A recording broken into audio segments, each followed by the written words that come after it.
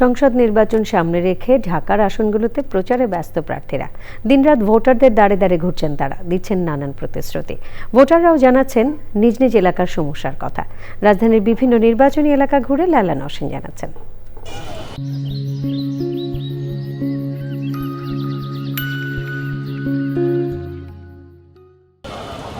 ঢাকা ৯ আসনের মুগদার মান্ডা এলাকায় সন্ধ্যা পেরিয়ে তখন অন্ধকার, কিন্তু ভোটের হাওয়ায় উৎসবমুখর চারদিক। চায়ের দোকান, অলিগলি সবখানেই আলোচনা ভোট নিয়ে।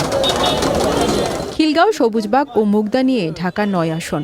এই আসনে নাগরিক জীবনের প্রধান সমস্যা গ্যাস সংকট। পর্যাপ্ত গ্যাস সরবরাহই যেন একমাত্র দাবি ভোটারদের। সমস্যা একটাই, গ্যাসের সমস্যা। যে দলে আসুক শান্তি চাই আর গ্যাসটা চাই। আমাদের গ্যাস নাই বাড়িতে, অন্য বাড়িতে আমরা রান্না করি।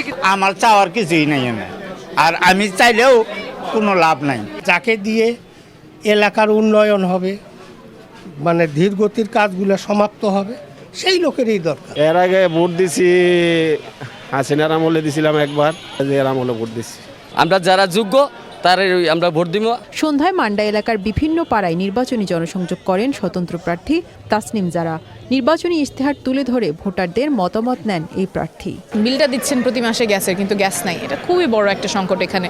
তো সেই প্রেক্ষিতে আমরা প্রপোজ করেছি যে সংসদে গিয়ে একটা খসড়া আইন, যেখানে গ্যাস না দিতে পারলে তিতাস বিলও নিবে না।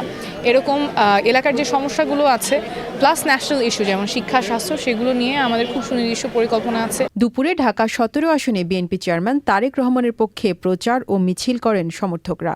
রাজধানীর ভাসানটেকে ডেন্টাল কলেজ থেকে শুরু করে ভাসানটেক বাজার পর্যন্ত মিছিল করেন বিএনপি নেতাকর্মীরা। মুক্তিযুদ্ধের মধ্যে দিয়ে গড়ে ওঠা সেনাবাহিনী, সেই সেনাবাহিনীকে এখনো তারা সহ্য করতে পারে না।